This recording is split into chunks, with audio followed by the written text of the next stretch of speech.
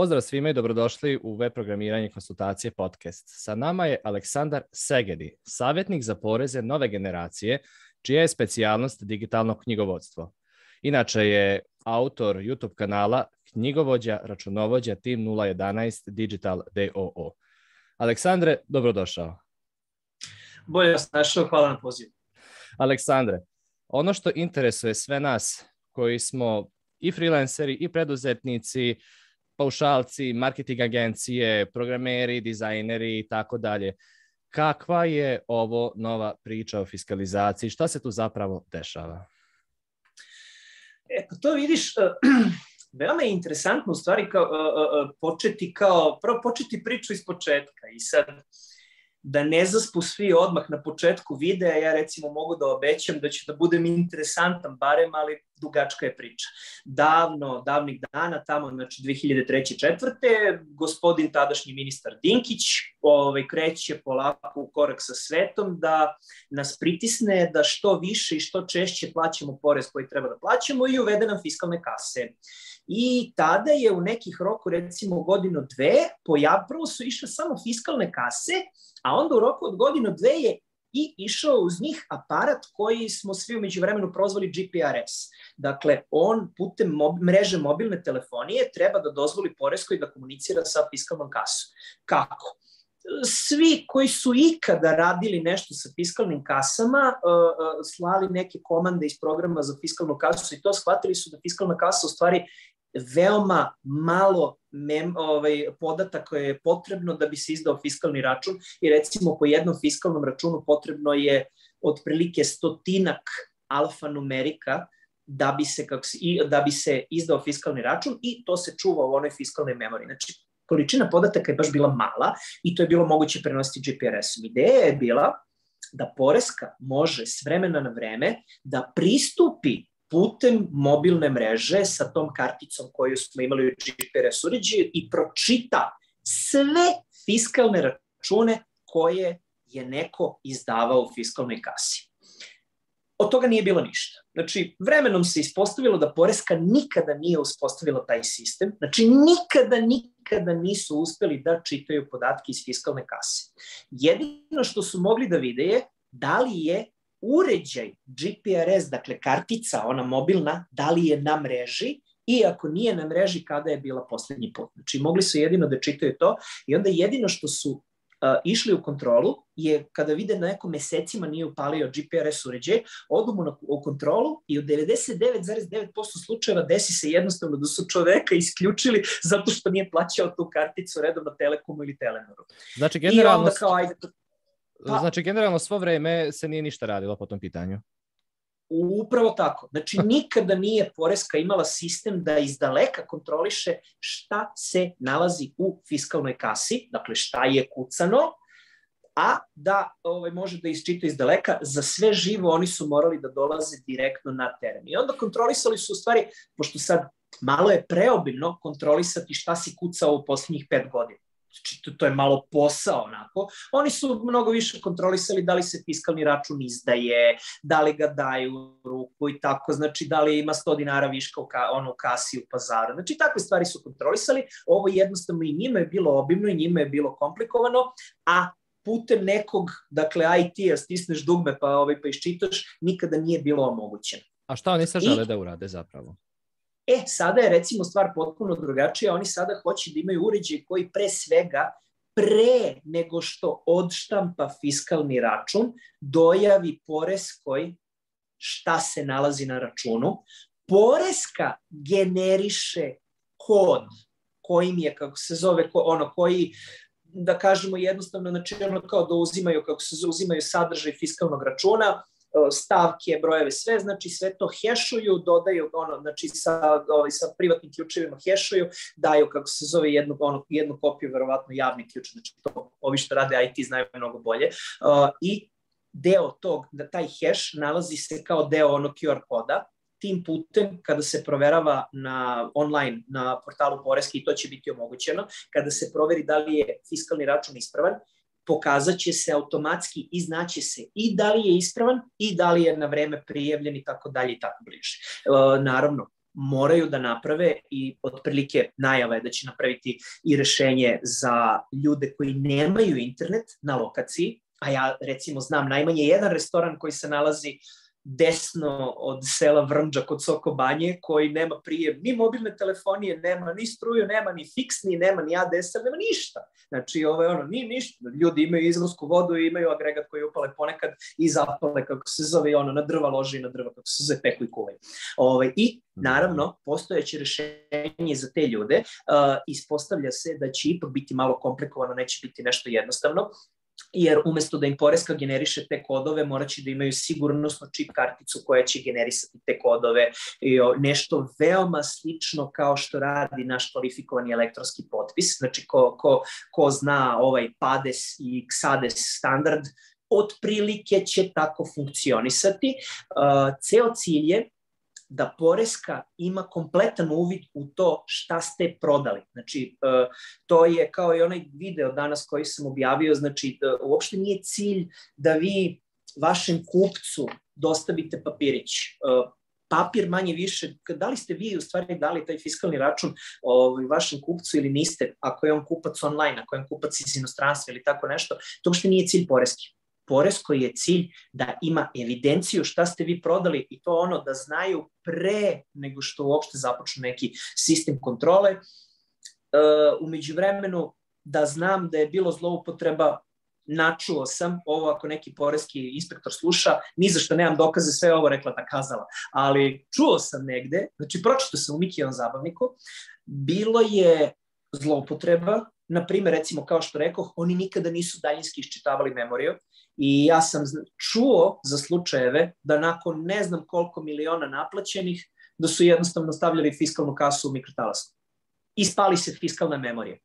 I kad odnesete kod servisera, ona je crkla i nečitljiva. Znači, inače, jedini trenutak kada su dobijali iščitanu memoriju je bilo kada defiskalizujete fiskalnu kasu nakon obavljanja delatnosti, recimo, ili ako se fiskalna memorija napunila, defiskalizujete, sadržaj memorije se prekopira kod servisera i oni to daju poreskoj, ali kažem, poreska nikad nije napravila neki sistem šta da radi sa tim podacima, njima su ti podaci bukvalno bili nečitljivi. Jasno. Bilo je različitih drugih prevara. Bilo je prevara gde su ljudi kupovali termalne štampače i ti, Ivijane, i danas imaš na Kupujem prodajem da kupiš termalni štampač koji potpuno isto izgleda kao fiskalni štampač. Jedina je razlika da li u sebi ima memoriju, tu fiskalnu ili ne, i iz njega izlazi identična onakva traka. I ja sam čuo negde u prolazu autobusa, znači, ali postojali su ljudi koji jednostavno štampaju te račune sa kompjutera, koji izgledaju ovako na prvi pogled, ne može nikako da se utvrdi, tek nekom kontrolom može da se dođe do toga da on nikada nije zaveden u fiskalnoj memoriji, jer on nikada nije štampan na fiskalnom štampaču. Sada država pokušava da napravi sistem gde će za početak imati odmah informaciju da li je kupio, da li je kupac kupio, šta je kupio i koliko je platio. U kom trenutku, znači koje vreme, mada njih ne interesuje doba dana, njih više interesuje kog dana je obavljena prodaja, kada je kupljeno, i ono što im je mnogo bitno, a to je da svaki izdati fiskalni račun moći će putem tog QR koda da se na portalu pročita i utvrdi da li je ispravan, a da ne pričam da će nama knjigovođama to biti obaveza, jer morat ćemo svaki fiskalni račun dobijen od klijenta da proverimo na portalu da li je ispravan. I onda automatski mi više nismo knjigovođe, mi postajemo detektivi. Sad sledeće pitanje je ono što mene sad interesuje. Da, mislim da to su veliki problemi i sad verujem država pokušava to da svede u neku normalu i da se spreči ta korupcija. Ali sad, šta to znači cijela ova fiskalizacija za one koji nemaju fizičke proizvode, koji rade sa strancima, koji, kako da kažem, recimo rade na satnicu ili po projektu. Znači svaki projekt ima svoju cenu, svaka satnica u zavisnosti čime se ko bavi ima svoju cenu. Kako će se to regulisati? Kako će se to naplatiti? Znači kako će se taj račun u stvari izdati, fakturisati? Evo, kakva su iskustva do sada, pa u principu možemo očekivati da će 99% ostati isto, a onih dodatih 1% da će jednostavno biti još gore po nas. Dakle, sistem je do sada bio ovakav. Bilo je prodavaca ovde u Srbiji, ovde u Beogradu ili kako već, znači to su da kažemo neki veliki lanci ili tako nešto, koji su svoju robu prodavali, pa evo na primjer neka je u pitanju garderoba, oni su prodavali robu tako što su pisali šifru, znači jer u zakonu o fiskalizaciji bilo je i ostaje mora biti naveden jedinstveni naziv za proizvod. I onda, recimo, znači pojedini lanci prodavali su ovu plavu majicu kao CXY0524 FBM. I onda je došla inspekcija i rekla je ne možete da, znači pazi, jeste jedinstven, ali onda ne možete da stavljate kodove zato što mora da piše jasno i glasno šta je u pitanju. Mora da piše plava majica, kratki rukavi i tako dalje. To je bilo iskustvo do sada. Od sada onih 1%, kažem, što će biti gore po nas, iskustvo je definitivno takvo da će neko morati da, recimo, navede 1 čas, sat rada kao programer, pa nekome izdaš 42 sata programiranja. Ili, recimo, dizajn, recimo, zamisli kao dizajn 6 sati jednostavnog dizajniranja, pa ili kao po času jednostavno dizajniranje, po času srednje komplikovano ili po času komplikovano. Znači praktično će biti ona varijanta, ova vrsta programiranja je toliko po satu, ona vrsta programiranja je toliko po satu, pa sad koliko se šta nakupi, tako će biti. Tako je. Onda dolazimo do jednog sledećeg problema koji recimo kaže da time će nas naterati, mislim, definitivno, hajde da kažemo, znači knjigovođe koje rade sa fizičkim licima i to definitivno će i nas naterati da bude tako. Ukoliko imate fiskalnu kasu, to definitivno onda potpada pod zakon o trgovini, zato što to onda spada u maloprodajne objekte. Ukoliko spada u maloprodajne objekte, onda potpada pod da li je zakon o zaštiti potrošača ili je zakon o trgovini koji kaže da ne možeš davati popuste određenima, a drugima ne, zato što je to oblik diskriminacije. U prevodu, ako tvoj čas kao dizajnera košta 400 dinara, moraš svima da prodaješ po 400, ne možeš ovome da daš 10% popusta. Problem je sa fiskalnim kasama i do sada bio, na fiskalnoj kasi nisi mogao da pucaš popust. Dakle, ja ne dođem kod tebe u prodavnicu i kažem sviđa mi se ovo što prodaješ, ja bih to da kupim, ali hoću da kupim i ovo i ovo i ovo i na ovo poslednje mi daj 15% popusta, ti ne možeš, zakonski ne smeš, moraš da radiš odluku o nivelaciji cena, moraš da nivelišeš cene u svom knjigovodstvenom softveru, makar to bio papir, moraš da zatvoriš fiskalnu kasu, to jest da kažeš kraj radnog dana, zatvoriš fiskalnu kasu, izvučeš dnevni izveštaj, onda promeniš cene u fiskalnoj kasi da bi sinhronizovao, dakle, tvoje cene koje su bile pre nivelacije sa sada ovima na nivelaciji i pojeftiniš nešto za 15% ili već, sinhronizuješ cene u kasi, otvoriš fiskalnu kasu, kažeš joj ponovo mi je isti radni dan, samo sam išao na pauzu, to jest menjao cene, kažeš klik, kako se zove, započneš dan i tada mi izdaješ nov račun. I ukoliko ti slučajno utrči još jedna mušterija, morat ćeš i njemu da daš po to jeftinije cene. Tako da u principu prvi problem sa fiskalnim kasama je taj što ne može nikako da se daje popust na jednostavan način. Ne mi, nego normalna stvar u biznisu je da sa nekim dogovoriš cenu. Na srpskom jeziku se kaže pogodiš posao. Dogovoriš cenu, dogovoriš koliko će to da košta, dogovoriš koliko, znači kvalitativne stvari tipa kako se zove, kako to treba da izgleda, koliko ćeš da radiš ili kako već. Ukoliko je tvoj kupac zadovoljan, ti njemu račun, on tebi novac i duga ljubav. Ali ukoliko se dogovorite da ti njemu uradiš nešto jeftinije, sada ćeš morati da prolaziš proceduru na fiskalnoj kasi da bi mu to izdao, a opet vraćam se na ono sa početka, poresku uopšte ne interesuje da li je taj kupac na kraju i dobio svoj fiskalni račun, pogotovo ako nije iz Srbije. Onda ih ne interesuje ništa, ali mora da bude evidentirano u skladu sa našim pravilima.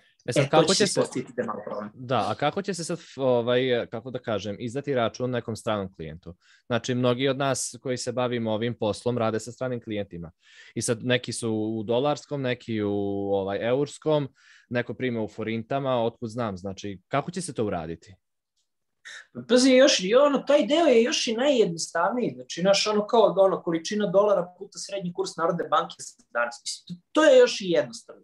To je još jednostavan deo. Jednostavan deo je i gde ćeš kao biti dužan da recimo, pošto sada će biti QR kod definitivno kao sastavni deo fiskalnog računa, QR kod potpuno je nebitno da li je odštampan ili je u nekom PDF-u pa poslate elektronski na mail, ali recimo morat ćeš da šalješ nekome na mail. I onda taj deo je još i pokriven. Ti ćeš svom kupcu poslati dinarski, da li je njemu otišlo u spam ili nije, kažem, to ne interesuje nikoga, samo da si ti taj račun zaveo u fiskalnu kasu i da naša poreska zna za to. Ti ćeš lepo poslati njemu na mail, on će dobiti neki veoma nečitljiv ćirilički font, ćirilički račun, dobit će QR kod koji će voditi na ćiriličku poresku Republike Srbije. Da li će on to koristiti, čitati ti njemu lepo u PDF-u, ali mnogo više je problematika sa te strane, recimo gde kažem, nije uopšte ni bitno da li će, kako se zove, da li će izdavati, ali ti sada treba da naplatiš, ti si dogovorio sa njim rad u eurima ili u dolarima. I ti sada treba po srednjem kursu Narodne banke, ali kurs je recimo, i sad Srbija u poslednjih skoro 2 godine, kurs ne mrda, kurs fluktuiraju samo 3. i 4. decimala iza zareza. Znači, neprekidno je 117,58, 117,57. I okej, ali zamislimo recimo da kurs varira po dinar. I sad ti recimo dođeš i kažeš moj rad košta $5 po satu, ali jučerašnjih $5 nije ista cena kao i današnjih $5 i ti moraš da radiš nivelaciju dinarske cene u fiskalnoj kasi pre nego što mu izdaš, jer juče je, sad pomešao sam sa evrom, ali juče je evro bio 117,57, a danas je 117,61. I ti sada moraš da pomeriš svoju cenu za 30 para ili koliko, da bi imao tačno izdat račun koji je vezan zajedno sa, kako se zove, sa onom fakturom i sve to.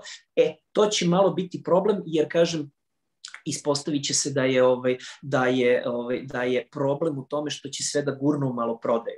Nije problem ukoliko se radi sa pravnim licem. Znači, ako je uplatilac iz inostranstva pravno lice, onda je kao i sa našim faktura, popust, cena tolika, potpuno nebitno sve. Ali ukoliko je naručilac posla fizičko lice iz inostranstva, bit će problem upravo sa time što će moraće da se primenjuju zakoni kao da je maloprodaja nema pravo na popuste.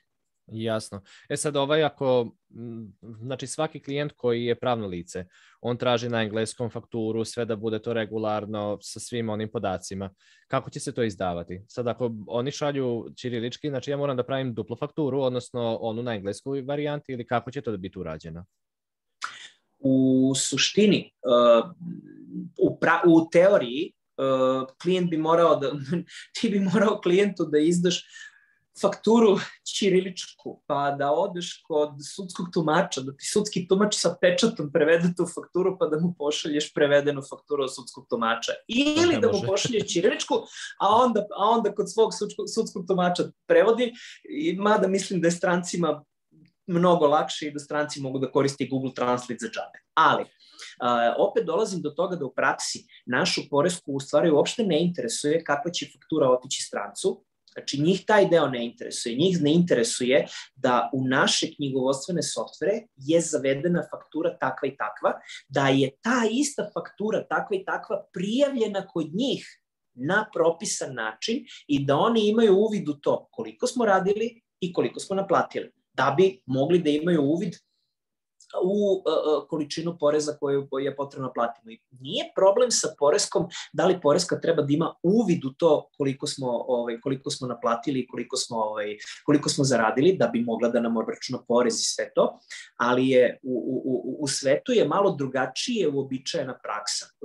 Praksa, recimo, i jeste, ovo često se onako izdebatujem sa pravnicima, u pravnom svetu ti si nevin dok se ne dokaže suprotno, a u poreskom svetu ti si kriv, to jest dužan dok se ne dokaže suprotno, dok ti ne dokažeš suprotno, dok ne dokažeš da si imao pravo na umanjenje poreza.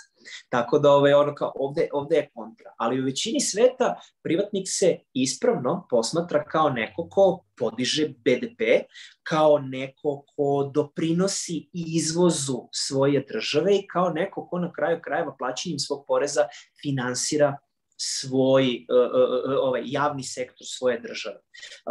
I tako ga posmatraju. I većina sveta polazi od činjenice da čovek nije namerno prekršio, čak i ako jeste, da prekontrolišemo, da vidimo, da ga uputimo da on to popravi i da sve bude ok. Kod nas je malo 1968. do 1973. tu. Privatnike malo smatraju, ti si sine lopovi kriminalac, da si ti pošten čovek, ti bi se zaposlio u državnoj upravi i lokalnoj samoupravi. Da si još pošteniji, bio bi u nekoj od ove dve zgrade, ovde slabo se vidi, ovo je zgrada vlade, a ovo je zgrada Ministarstva finansija. Ti bi, da si sine pošten, ti bi bio zaposlen u nekoj od ovih zgrada. Ali budući da nisi, onda si privatnik i to ti je lopov, kriminalac i sve po redu, i onda nas malo tako posmatraju. I dok neke države su svojim privatnicima, pričamo o malom i srednjem sektoru, znači veliki sektor ima dovoljno potencijala da uradi šta hoće, ali pričamo o MSP, mali sektor u pojedinim državama Evrope od svoje poreske, Ministarstva finansija i svoje države na kraju, dobio je knjigovodstveni softver za džabe u koji su dužni da unose sve podatke i poreska automatski ima sav uvid, ali sa druge strane dobijaju džabe softver za rad. Tako da oni su na neki od tih načina recimo kao ok, hoćemo da imamo kompletan uvid u sve to tvoje, ali zauzvrat evo da ti olakšamo poslovanje. U Srbiji je malo osjećaj da poslovanje uopšte nije olakšano, da je poslovanje još dodatno zakomplikovano s ovim, pokazat će se i dovoljno skupo i da je još problem i hajde i da ti otežamo, a hajde i još da onaj deo koji mi kao država treba da radimo da prebacimo na tebe. To jest, hajde da prebacimo na knjigovođu, da knjigovođa bude detektiv, znači to 6-7 godina unazad već idu izmene zakona koje neprekidno knjigovođe teraju da budu detektivi. I hajde klijenta da proglasimo odmah krivim i hajde mi tu da vidimo i da napravimo skandale. Trenutno je problem recimo i u tome što će na fiskalnim kasama morati da se upisuju avansi. Znači ti praktično otvoriš firmu i ti si već potpisao da si kriv i to je to. Znači oni odmah već bace pik na tebe. Znači, ali pazi, mi smo svedoci kako se zove, znači od zakona iz 1987. pa izmena od 1989. zakon o preduzetništvu, od tada mi imamo, to jest od kad postoje privatnici u Srbiji, mi imamo takvu situaciju da je privatnik danom rođenja kao privatnik odmah dužan, zato što umesto da plaćamo porez na dobit po završnom računu, što je normalno svuda u svetu, mi porez plaćamo akontaciono na osnovu gledanja u magičnu kuglu. Jer ja kao preduzetnik, ako se osnujem u februaru, a nebitno je, ako se osnujem u decembru, ja moram da gledam u magičnu kuglu koliko će novca zaraditi do kraja godine, da bi tu projekciju dao poreskoj, da bi poreska rekla, na te tvoje snove treba da platiš akontaciju poreza ovoliko. Pa ćemo mi da vidimo na kraju godine, ako nisi pogodio nego si platio manje, imaš 15 dana da, kako se zove, jer 15 dana je sasvim dovoljno da se nađu pare, a sa druge strane, ako si platio više, nećemo ti vratiti. Nećemo ti vratiti, možeš eventualno da ne plaćaš porez nekoliko meseci i to ti je to. Tako da u principu ono kao na magiju iz kristalne kugle treba da počneš da plaćaš porez broj 1, broj 2. Onoga sekunda kada si postao preduzetnik, tog trenutka počinju penziono, invalidsko, nezaposlenost. Tog sekunda. Znači, plus što plaćaš još jedan porez na zarade i tako dalje i tako bliže. Shodno tome, ovo je baš i neki nastavak onako kampanje države protiv preduzetnika. Mislim, koji ja stvarno ne vidim zašto, ne volim pre svega, jer ja mislim da privatni sektor zarađuje novac u ovoj državi da bi državni sektor imao čega da se finansira. Ali Jeste, što znači, pa evo već smo u digitalnom dobu, a mi neke stvari vučemo iz 70. godina, 60. što nema smisla. Bukvalno. Tačno tako. Znači, bukvalno, evo, ne postoji uopšte neke zakonske regulative vezano za digitalno poslovanje i te stvari. I to je ono gde bi u stvari preduzetnici trebali da naprave inicijativu prema državi da se nešto uradi po tom pitanju. Isto je bio problem prošle godine sa freelancerima, ništa se nije generalno bolje uradilo. Evo sad ima problem sa fiskalizacijom i sad baš dok evo slušam ovo i razmišljam na koji način će se snaći oni koji recimo nemaju knjigovođu. Znači generalno će i svakome sad trebati knjigovođa, znači definitivno. Ja lično imam, znači hvala Bogu, to je meni najveći spas i to ću svima predložiti, znači koji se bave ovim, naročito sad knjigovođa, računovođa, tako reći, je obavezan u ovoj priči, jer ne daj Bože, znači neko napravi neku grešku, ni kriv ni dužan će stradati.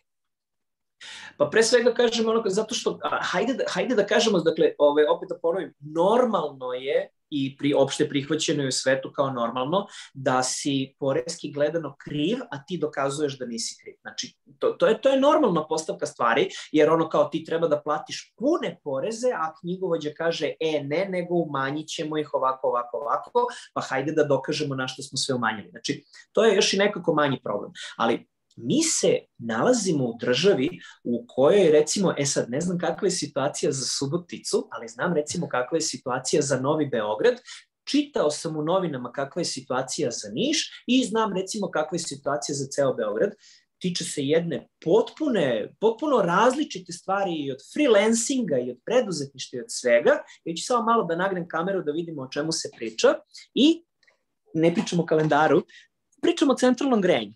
Dakle, evo recimo jedna čista glupost. Ne želiš više da se greješ na centralno grejanje. Evo, znači došao, uzeo si, pa dođe vola, uzeo si Digitron i rekao si, meni je mnogo jeftinije da leti, ne plaćam nikakvu struju ni za šta, zato što sam na severu, zato što otvorim prozore i duva mi ladna promaja, ne treba mi nikakvost ništa, a zimi 3 meseca mi treba grejanje, a ona 3 meseca malo nešto da dogrejem i to. Moja računica je da ću mnogo da uštedim i po mojoj recimo računici za moj stan uštedit ću preko 500 evra godišnje samo na tome što ću da ugasim centralno grejanje. Je li tako? Tako je. Ok, hajmo u realizaciju.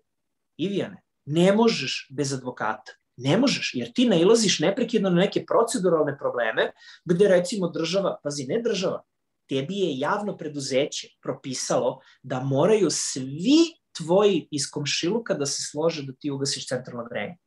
Gospodo draga, nismo se oko ničega potpisivali, nikada dete, ne vidim zašto bismo se potpisivali oko centralnog grejanja. Ali, hoću da kažem, to je odnos javne ustanove prema građanima. Identičan takav odnos je i javne ustanove zadužene za preduzetnike prema preduzetnicima. Dakle, ne samo poreske, nego i Ministarstvo finansija, evo, još jednom da pomenem, evo, tu su, i Ministarstvo finansija, i poreske uprave, i svih tamo činovnika i sve to, znači, jedna je velika tuga da mi imamo sistem koji je okrenut protiv malog čoveka koji zarađuje svoj novac i plaćajući porez plaća činovnike ove države, a da se to ne shvata tako. I dalje se privatni gleda kao lopov, i dalje, kako se zove, i dalje je prvo da mi vidimo da ti nisi ukrao, pa možda se ti odbraniš, ili kako ono beše, kako se zove, da mi tebi lepo sudimo, kako se zove, pa da te besimo. Jer definitivno si ti kriv, samo da vidimo još kolika će kazna da te trebe. I onda dođemo do toga da treba nam promena sistema od srži. Znači, potrebna nam je promena osnova poreskog sistema, jer nama osnove poreskog sistema ne valjaju, a to ti je kao izidanje kuće. Na loš temelj staviš jedan sprat, pa malo mi je, sad idu deca, spravim drugi sprat, pa treća generacija, pa ide generacija X, pa generacija Y, pa Z, pa kako se zove, pa između ostalo, pa millennials, ovo ono, znači, i sad, ali mi to sve zidamo na jednim potpuno pogrešnim osnovama. I ja recimo tu moram sa tobom da se onako baš digresiram ili raziđem u razmišljenju, nama ne treba nešto posebno uređenje poreskog digitalnu zajednicu. Da klasifikujemo isto kao i druge prodavce. Ako neki teacher predaje online, ja ne vidim neku veliku razliku između toga, kako se zove, nego da neko peva na YouTube. Ali zaista, znači, ovaj radi preko streama i nekoga sluša, ovde ga samo ne sluša jedan, nego ga sluša više njih. Poreski, hajde da kažemo, to je jednostavan obračun, platite vi, gospodo, toliko poreza i evo, i platite toliko poreza, platite toliko na kraju nekih doprinosa i nekih zdravstva i nekih penzija i nekih invalidskih i ovi, kako se zove, i ono nezaposlenosti, platite i neke ekotakse i neke poreze na cveće i sve to. Znači, ok, toliko i kraj. Da ne pravimo neke fame oko toga, komplikovano je i ovo iz dubine duše, znam da je tako, komplikovano je ljudima koji rade u poreskoj. Njima je ovaj sistem prekomplikovan. A onda, baš kao što si rekao, ispada da bez advokata ne možeš da odeš u WC, a da bez knjigovođe ne možeš da zaradiš ni 100 evra naplatu. A kako? Mi smo došli do tog sistema, ali kažem, temelj je negde u problemu. A najnormalnija stvar bi bilo da jedan Ivijan, jedan Pera, Žika, Mika, Laza, kako se zove, Milena, Ivana i Jelena, da budem korektan pa da pomenem i ženska imena, najkorektnije bi bilo da ti ljudi lepo dođu, zarade toliko i ovako uzmu digitron i kažu potrebno je ovoliko procenata da platim poreskoj, izvolite pare, doviđenja. Zašto mora neko da ima knjigovođu? Zašto mora neko da ima knjigovođu? Je, kako se zove, mislim, to je možda rečenica kao protiv mene, protiv mog posla, ali zašto bi neko morao da ima knjigovođu ako imamo jednostavan način za naplatu poreza? Paušal, recimo, nije jednostavan način za naplatu poreza. Paušalac kad sazna da mora da obračunava poreze tako što će prijavljivati poreze svaki mesec samo da bi platio porez na zakupninu lokala gde se nalazi, paušalci kažu, pa čekaj, kako ja nisam platio taj porez. A onda, recimo, paušalac koji hoće da zaposli nekog radnika kada sazna da tom radniku još mora da obračunava platu, pa to jest, evo, ispravit će me pravnici, nije plata nego je zarada, mora da obračuna zaradu, kada obračuna zaradu mora da prijavi zaradu, mora da sačeka BOP, mora taj BOP da unese u program, kako se zove, u program za mora da pazi na šifru zarade, mora da pazi na topli obrok, na regres, na kako se zove, mora da pazi na to da li je primenio pravu subvenciju za obračun poreza i doprinosa, da li je uplatio dinar i šta se najčešće dešava. Budući da ljudi, državljani Republike Srbije, zaposleni, ne moraju da imaju račun fizičkih lica, to jest potrošački račun otvoren u banci, svoju zaradu i platu mogu da dobijaju keš. I oni kažu poslodavcu, isplati mi keš. I poslodavac ode lepo na banku i dobije obračun u kome treba da isplati 39.602 dinara i 43 pare. A odakle 43 pare kad ne postoje više pare u platnom prometu Republike Srbije, već jedno 15 godina mi nemamo pare. Šta se dešava? Ako podigneš više, u poreskom si prekršaj, podigao si više novca nego što si platio poreza. Ako isplatiš manje, šta ćemo tada? Jer kako se zove, isplatio si manju platu radniku nego što mu je bila zaslužena. I šta mi u knjigovodstvu radimo? Mi bukvalno dolazimo i svakom klijentu isplaćujemo dinar više, a kada se njemu, znači do sledećeg dinara, a kad mu se sakupi ceo dinar, pravimo odluku o obustavi 1 dinara u nekom narednom platnom listiću, pa mu isplaćujemo 1 dinar manje. Mi sa birokratijom toliko pokušavamo da, kako se zove, da ovako preciziramo jedan čvarak, pobeže nam cela svinja za to vreme. A bukvalno, znači, gomila problema ni oko čega. Znači, bukvalno gomila problema ni oko čega. Sad, kako će ljudi, odnosno, bolje da preciziram pitanje, koji sad novac treba da se izdvoji za sada ovu fiskalizaciju, koji će se softveri koristiti, šta će ljudi zapravo sad koristiti da mogu da izdaju račun? Znači, to je ono što mnoge zanima u ovoj priči. Pa evo, recimo, pojavilo se za sada, pojavilo se definitivno jedno rešenje, Telekom ima neku zaokruženu priču. Ono što, hajde da kažemo, sistem će biti takav da možda i neće biti neophodan softver. Mislim, mora da se napravi rešenje i za neke za koje je neophodno napraviti rešenje. Naime, recimo, evo, danas se baš raspravljalo na uživo streamu koji je pokrenula Unija poslodavaca Srbije, ja bih ih ovom priliku pozdravio. Oni su neko ko se bori za poslodavce. Koliko mogu, toliko se bore. I hvala im na tom streamu. Danas je u streamu pomenuto da je, recimo, problem od nove godine mašine koje ti prodaju sok i vending mašine, znači koje ti prodaju neki one krosane, znači na dugme povuciš 100 dinara ili kako god sokovi, kafa i sve to, oni će morati da izdaju fiskalne račune.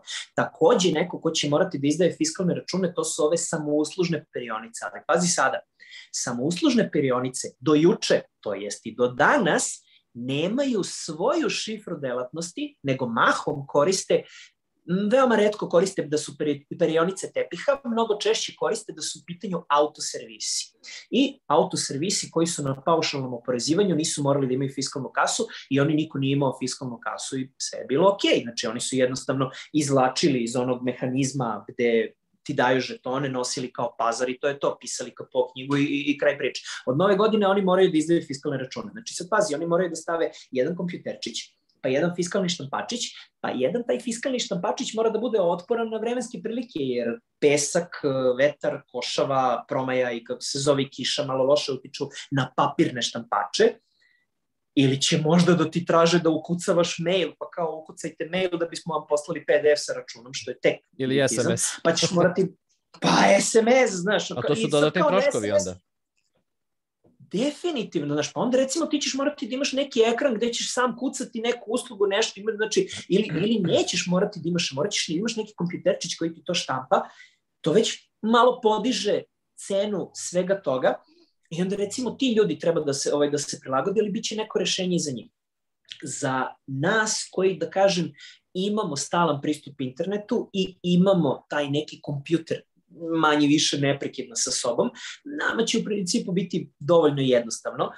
Mi ćemo možda koristiti software A, software B ili C i na kraju krajeva morat će da obezbede recimo da fiskalni uređaj može, naravno uz stiskanje milijardu dugmića ili tako nešto, ali da sam se bez korišćenja računara, da se podesi, da se unesu cene od njega i to je sad i neki manji problem. Ajde da kažemo otprilike neke cene koje su se pronele i izgleda da će oko 15 evra mesečno koštati programčić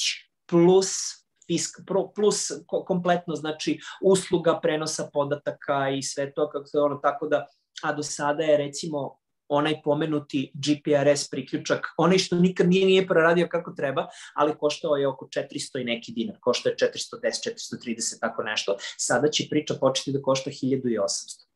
Nije neki, znači sa 3 evra na 15 evra, ok, znači rekao je čovek, to je oko 4,7 puta poskupljenje. Nije to tolika poenta. Mnogo više je što ćeš ti morati da startuješ taj software. Veruj mi da ćeš morati mnogo puta da hvataš neko uputstvo, neku knjigu, nešto, pa da je ovako listaš, pa da nađeš kako da promeniš cenu jer si sa klijentom dogovorio da ti njemu taj posao uradiš za 427 evra.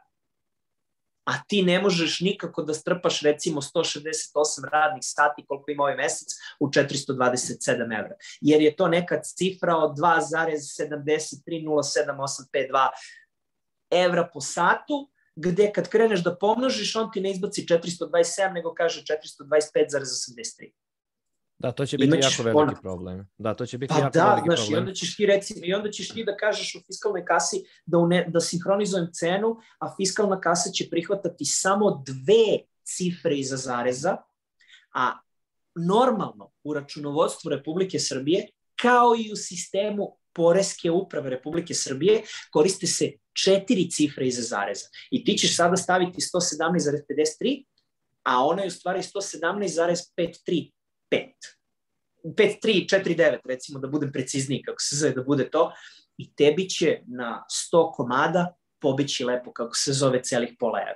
I ti ćeš tamo neke dinare kako se zove imati koji se neće uklapati ni sa ovim, ni sa ovim, ni sa ovim, jer ćeš morati fiskalni račun da izdaješ dinarima, jer sredstva plaćanja u Republici Srbiji su dinari. To što je neko stranac pa je iz daleka, okej, on će ti platiti u evrima, ali kako se zove, ali onak. Znači, pa je išlo danas uputstvo ukoliko je stranac pa mora da radi onu refakciju poreza, to jest da mu vrate PDV na granici i sve to, unosit ćeš njegovu putnu ispravu odmah u fiskalni račun, da kako se zove, da bi mogao pa će tu biti grešaka, kako se zove već, jer kažem, jeste dobra ideja da Poreska uprava se bori protiv sive ekonomije. Evo, da budem baš onako širok u kako se za izražavanju, a dobra je stvar da se poreska bori protiv sive ekonomije, ali mislim da ovim previše ugnjetava male, koji do sada su uglavnom i bili ti koji su svoje poreze izmirivali bez problema, besprekorno itd. Znači, mislim da ovo uopšte nije put neki sa kojim će se stati da stati se na put sivoj ekonomiji. Pritom neke stvari su baš onako katastrofalno otežane i ovima koji su do sada koristili fiskalne kase, a ovima koji nisu koristili fiskalne kase, njima će sada da bude problem jer sada odjednom moraju. Da, ovo nije sad odjednom moraju da koriste kase. A nije ni da je naivna materija i znaš kako će to da se završi? Mislim, ja to već vidim, znači ono kao polovina će to lepo da uhvati da svali na svoje knjigovođe. Znači, i onda će da kaže ono kao, knjigovođe da mi podesi, knjigovođe da mi ubaci nivelaciju cena u fiskalnu kasu, knjigovođe da mi podesi ovaj softver, knjigovođe da mi spoji ovo, da mi spoji to, pa nije mi ovo ovako, pa da mi složi stanje, pa da mi kako se zove, da mi to, i u principu to malo uvećava posao knjigovođe, s jedne strane, pogotovo što to uopšte nije posao knjigovođe, ali recimo ima jedna druga stvar koja povećava posao knjigovođa, a to je svako ko je preduzetnik, a nije na paušalu, znači nego je na bilo kom obliku knjigovodstva, da bi umanjio svoje poreze, mora da ima neke ulazne račune. I to je normalna stvar.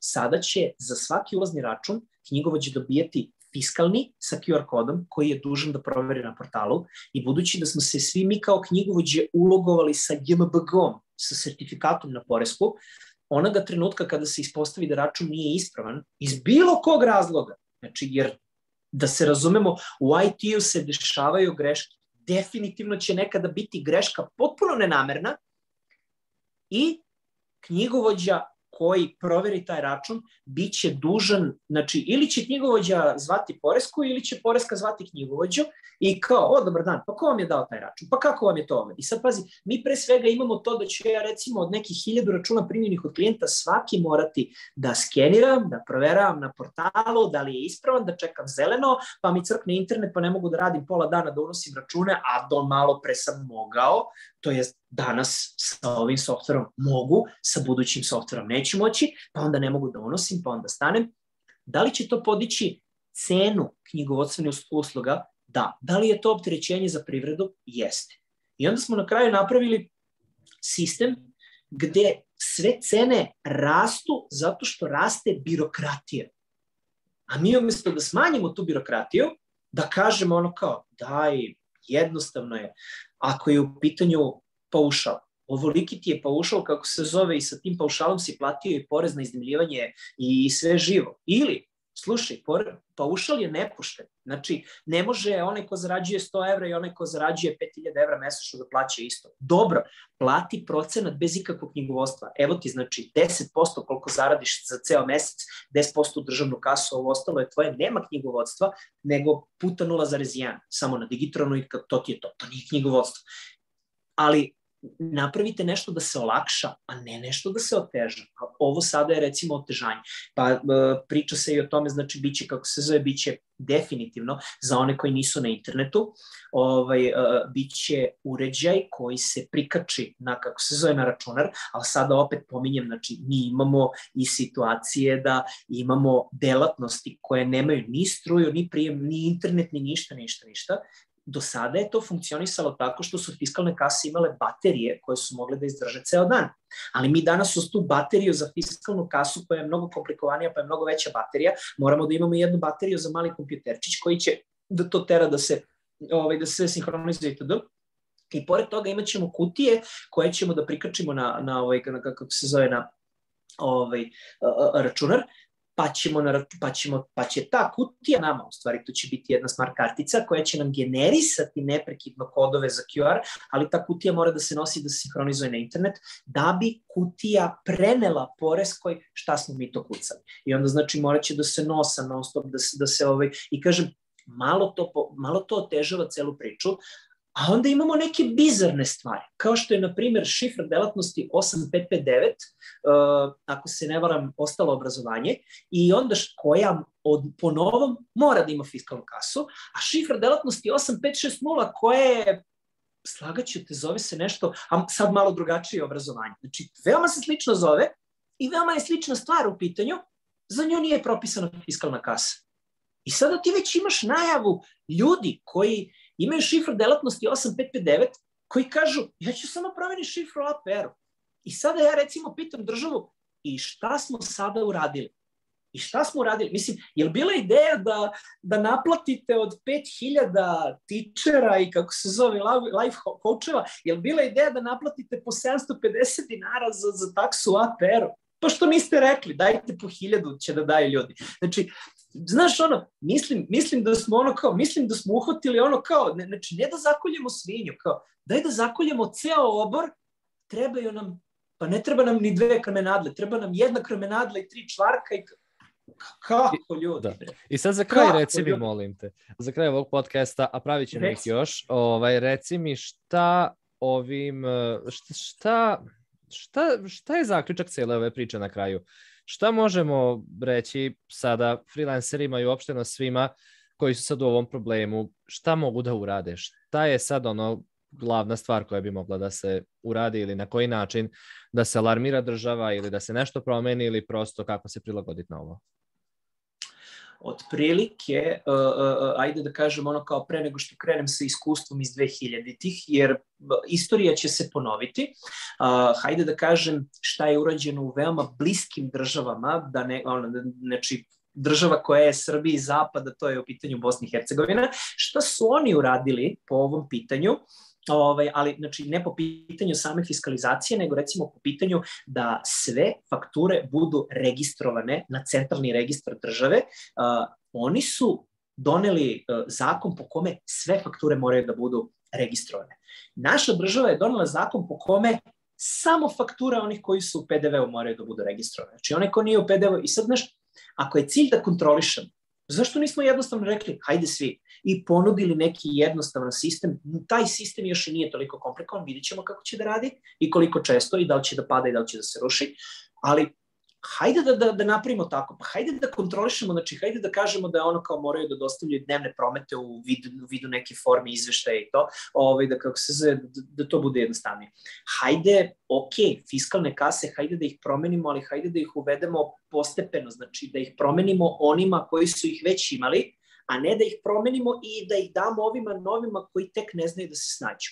To je recimo ovaj problem. E sad, iz iskustva, ono kako je to teklo 2003, 4, 5, 6, 7, 8, a to je bila situacija sledeća. Znači, prvi hardveri, prvi najnoviji hardveri, kao i sve na ovom svetu, kako se zove, što se kaže, ono kao prvi, kako se zove, prvi kupci, prvi ovi što usvajaju nove proizvode, oni prvi hardver plaćaju mnogo, a dobiju veoma loš hardver za svoj novac. Zašto? Zato što jednostavno to tako funkcioniše, neće ni ovde funkcionisati drugačije, dobit ćemo veoma loš hardver za velike novce. Jer evo recimo, znači, ako država daje podsticaj od oko 200 evra, nemojte da mislite da će kasa koštati 200, očekujte da će da košta 456. Na primer, recimo, možda će neke kompanije rentirati, pa da kažu vi fiskalni uređaj od nas dobijate na rentu, a ne, što je dobra stvar, jer onda kad se pokvari, to nije vaš problem. Ali recimo, eto, neka bude, kako se zove, neka bude, znači, ali to će poskupiti neke troškove. Ako neko kupi, dobit će loš hardver po visokoj ceni. Nažalost, kao što se ispostavilo tamo 2003, 4, 5, 6, uskoro će kroz godinu, dve morati ili da dokupljuje ili da menja taj hardver, zato što ispostavit će se da taj hardver baš i nije kompatibilan. I evo recimo navešću prve fiskalne kase koje su izašle u Srbiji, imale su lupiću broj, ali je veoma mali, imale su ograničenje od recimo 2000 artikala. Ne možeš da uneseš više od 2000 artikala. I sad ono kao onaj neki tamo ukucava kao pomoranđe, error, puna memorija. Kako bre puna memorija, juče sam kupio. I ispostavi se da to njemu nije odgovarajuća fiskalna kasa. A ti ćeš recimo morati da imaš, ako hoćeš da radiš, pa recimo odmah, ti ćeš morati da imaš jedan spektar cena. Pa da kažeš cena dizajna po 3 evra po satu, cena dizajna po 3,25 evra po satu, cena dizajna po 3,5 evra satu, učenje engleskog jezika putem online platforme, kako se zove, znači, ili engleski crtica remote, 4 evra po satu, 4,2 evra po satu, 4,4 evra po satu. I kako znaš, ti sad onda i onda ti sad gledaš kao, aha, koliko pa otkucaš fiskalni pa izdaješ tamo, onda na kraju je pitanje kome izdaješ fiskalni račun, jer u principu nisi ti dužan da izdaš fiskalni račun ukoliko radiš preko platforme. Platforma je dužna da izdaje fiskalni račun, jer oni su neko ko je posrednik, ti nemaš krajnji kontakt sa kupcem i dešava se recimo da nemaš uopšte, ali opet kažem, našu državu to uopšte ne interesuje, jer naša država samo želi da se sve to evidentira. I ja recimo imam dosta klijenata koji su preko ovih platformi kao što je Upwork, kao što je, na primjer, Fiverr, kako god ga zovemo, koji su preko platforme TopTal, koji su preko platformi kao prodajne platforme kao što su Pedly i to, a onda imam klijente koji zaista prodaju fizičku robu putem recimo nekog Amazona, eBaya itd., pa na kraju krajeva i ovih domaćih kupujem, prodajem i sve to. Oni su za sada funkcionisali besprekorno sa jednim zakonom, a to je bio zakon o poštanskim uslugama, to jest pošta je krajnji ko donosi, a nisu dužni da izdaju fiskalni račun, a ti daješ pravnom licu, pružaš kome nisi dužan da izdaješ fiskalni račun. I bilo je divno. Sada ćeš ti morati taj fiskalni račun, pa da ga stavljaš u sve to, pa kada ti neko vraća, pa ti ćeš morati da pišeš ni obrazac ili tako nešto, ili da kažem, kako će veliki da prođu. Ući ćeš u jednu prodavnicu, uzmi bilo koju prodavnicu kompjutera, za primer, žutu, zelenu, crvenu, narandžastu, ljubičastu. Potpuno nebitno. Ulaziš, zoveš ih telefonom, dobar dan, video sam, imate ploču tu procrtaja, oni kažu imamo na stanju, jel mogu da platim online? Može, ti njima platiš online, to je avans. Avans po novom mora da se evidentira na fiskalnoj kasi. Oni tebi u toj prodavnici kucaju fiskalni račun. I to je okej, kucaju avans, dobro. Ispostavi se da ta ploča padne na zemlju i polovi se. I nema je tu, okej. Ima u drugoj prodavnici ista takva ploča, ili znači baš potpuno ista, neka bude za primer, oni te pozovu telefonom i kažu samo u prodavnici koja vam je bliže, ili možete tamo da odete po ploču, ti kažeš mogu, ali tamo nije tvoj fiskalni račun. I sad neko ovde treba da sedne i da kuca poništenje avansa ili ono na što smo svi navikli koji smo radili sa fiskalnim kasama, ni obrazac, nalog za ispravku, pa mora da ti neko potpiše taj nalog za ispravku, a to je onaj koji ti je platio, pa će onda da ti kažu, možeš da ideš u onu tamo prodavnicu da uzmeš ploču i procesor, a ovde dođi da nam potpišeš ni obrazac, pa je veći od 500 dinara, pa će ti kažu daj mi JMBG, a ti kažeš pa meni je poverenik za građane informacije i sve to, zaštitu građana je rekao da ne moram da dajem JMBG, oni kažu dobro, da nam daj broj lične karte ili broj telefona ili tako nešto, pa ti onda kažeš dobro, evo i potpisat ću on kako se zove to, pa onda oni kaže pa ćemo sad tvoje pare da prebacimo tamo, pa ćemo tek sada da štampamo fiskalni tamo, pa tek sada idi ponovo treći put u onu tamo prodavnicu i čekaj. Je li to mučenje građana? Je li to mučenje privrede? Možda neke stvari su se malo preterale sa sa time. Moj današnji utisak iz, opet kažem, gledanja streama Unije poslodavaca, koja je nekoliko ljudi koji su iz čelnih ministarstava, poreske uprave i sve to sedeli tamo, moj utisak po njihovom nastupu, po onome što sam čuo da izgovaraju i to, je da apsolutno su nezainteresovani da sagledaju probleme privrede. Ovo je jedna stvar koju ja ne volim reč protest u smislu idemo svi na ulice. To zahteva mnogo energije i to najčešće ne donese dobre rezultate. Ja sam mnogo više zagovornik sistemske borbe. Hajde svako od nas neka im presavije na parčetu papira ovako, znači ono što vole da zovu memorandum. Preduzetnik taj i taj. Žalba. Poštovana gospodo, ovaj zakon se meni ne sviđa i ubija moje poslovanje. Promenite ga. U potpisu mali preduzetnik. Hajde samo da pošaljemo dovoljno papira. Hajde da zamolimo onda neko od televizija, idite i snimajte koliko će pošta da im donosi pošte. Pa kada im dođe 10 kamiona pošte sa nekim papirima gde u svakom papiru piše potpuno isto, pa hajde da im pošaljemo jedan Excel dokument u kome se nalazi, u kome se nalazi 50.000 preduzetnika koji su poslali pismo, a plus pošaljemo u papiru. Hajde, znači, mora da postoji neki vid borbe, ja sam za institucionalne borbe, ja sam za to da se, ja verujem mislim, na kraju krajeva verujem da država nema zlu nameru. Ne verujem da nemaju zlu nameru, ali verujem da ne znaju šta rade. I hajde da probamo da im objasnimo, gospodo, mnogo bolje ćemo postići ukoliko ne zgazimo toliko na kičmu malog privrednika, preduzetnika, a krenemo da radimo ovako. Hajde recimo, evo jedna pametna stvar koju su, mislim, ne vole je ljudi, ali ja mislim da je pametna, mogu da vide bankovne račune i sve promete po svim bankovnim računima svih fizičkih i pravnih lica. Izmena zakona je iz 2019. stupila još na snagu prema fizičkim licima oko jula 2020. Svaka transakcija bilo kog fizičkog ili pravnog lica u Republici Srbiji na jedan klik se vidi u poreskoj. Da. To je okej. To je okej. Da. Vi gledate koliko je novca prošlo i tako određujete da li ili da li ne. Da. Ali to meni ne ubija mene. To je point. Da. Aleksandre, hvala ti na ovome. Pa da se mi čujemo opet sljedeći put i da napravimo još jednu ovakvu priču i sa novim informacijama i nadam se, evo ovo zadnje što si rekao, da će preduzetnici nešto uraditi, da će kontaktirati, da će napisati pismo poreskoj upravi i uopšteno, kako da kažem, alarmirati u vladi Republike Srbije da nešto ne štima i da se treba promeniti.